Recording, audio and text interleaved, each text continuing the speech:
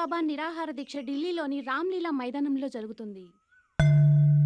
Fashion రంగంలో ప్రముఖ దిగ్గజం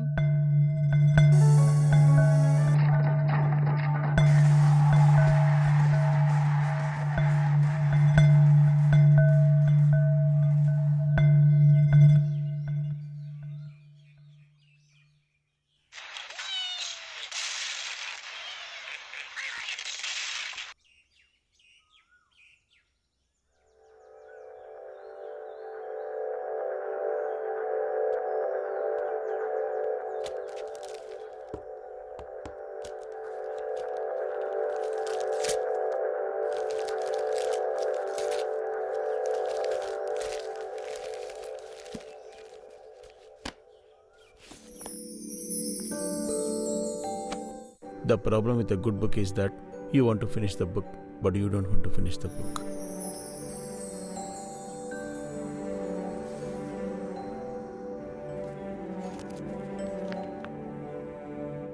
ఈ కథలోని పాత్రలు సన్నివేశాలు కేవలం కల్పితాలు, ఎవరినీ ఉద్దేశించినవి కావు. ప్రాణాలతో ఉన్నవారికో లేక చనిపోయిన వారికో దీని గురించి తెలిస్తే చదవటం మానేయాలి.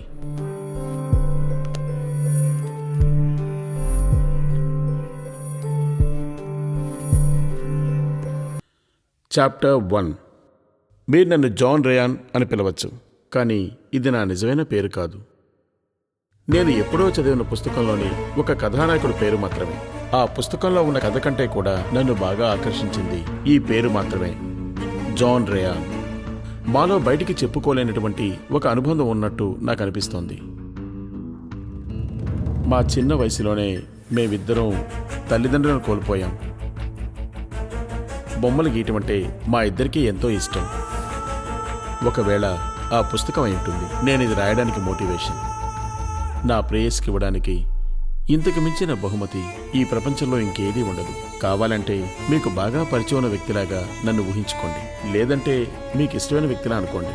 అది కాదనుకుంటే నన్ను మీరుగా ఊహించుకోండి. నాకు చాలామంది స్నేహితులున్నారు, కానీ నేను ఎక్కువ శాతం ఒంటరిగానే గడిపాను. నాన్న ఒక అకౌంటెంట్ అయినందువల్ల ఆయన జీవితం మొత్తం లెక్కలతోనే గడిచిపోయింది. అమ్మకి ప్రేమించటం మాత్రమే తెలుసు. నేను నాన్నలాగానే అవుతానని ఆయన కలలు కన్నారు, కానీ నాకు నచ్చిందంతా బొమ్మలు గీయటమే. నేనెప్పుడు నా జీవితంలో వాళ్ళిద్దరి ప్రెజెన్స్ కోసం ఎదురు చూశాను.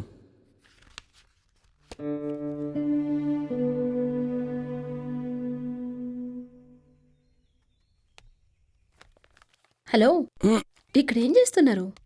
ఏం లేదే, పాత ఫోటోలన్నీ చూస్తున్నాను. ఒంటరిగా ఉండి బోర్ కొట్టిందా? సడన్ గా ఒక అసైన్మెంట్ వచ్చింది. నేను ముందే ఒక వారం లీవ్ అని చెప్పాను. అది ఇస్తారో లేదో తెలియటం లేదు. ఏం చెప్పమంటావు? చీఫ్ నన్ను ఒక్కరోజు కూడా చూడకుండా ఉండలేదనుకుంటా.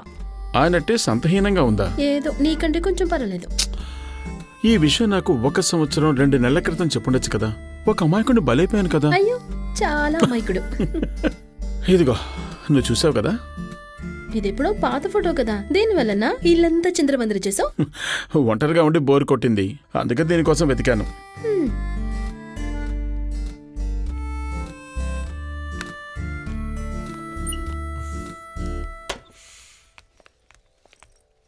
అవును, ఈ బుక్ ఏంటి? మన బెడ్రూమ్లో కనిపించింది, నీదేమో అనుకున్నాను.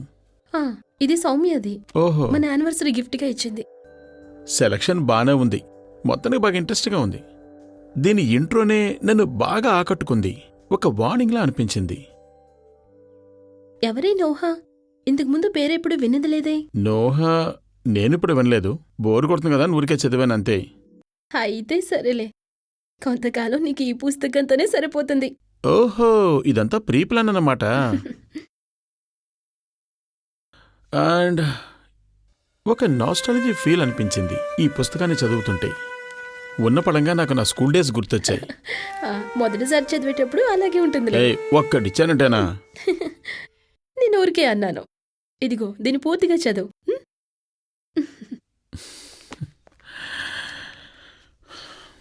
బొమ్మలు గీయటంలో ఉన్న ఇంట్రెస్ట్ నన్ను ఒక ఫోటోగ్రాఫర్గా మార్చింది. A fashion photographer.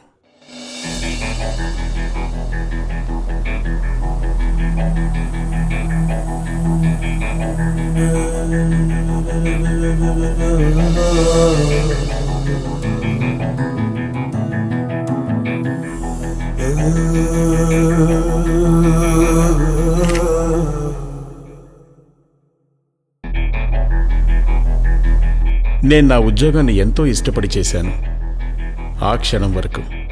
కానీ ఉన్నట్టుండి ఎన్నో మార్పులు వచ్చాయి.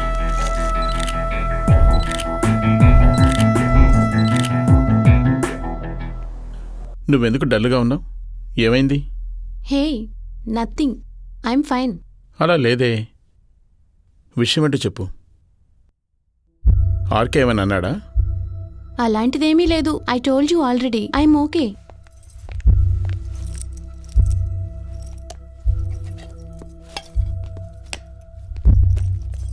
నువ్వు టెన్షన్లో ఉన్నావు నేను చూస్తుంటేనే అర్థమవుతోంది.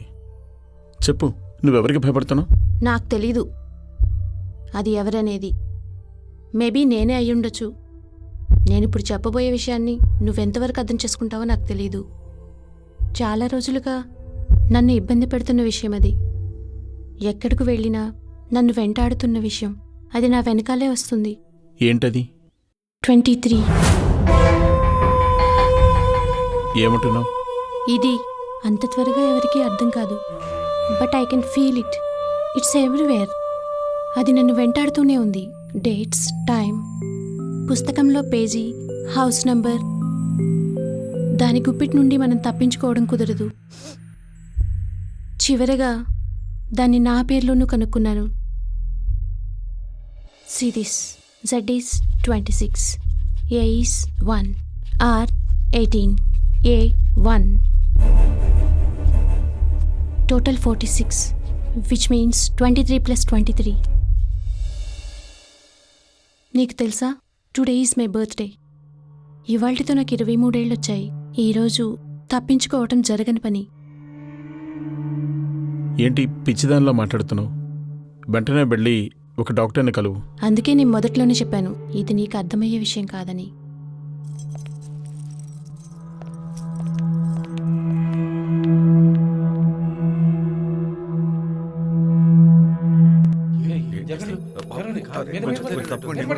సారా చెప్పినట్టే ఆ రోజుతో తన జీవితం ముగిసిపోయింది.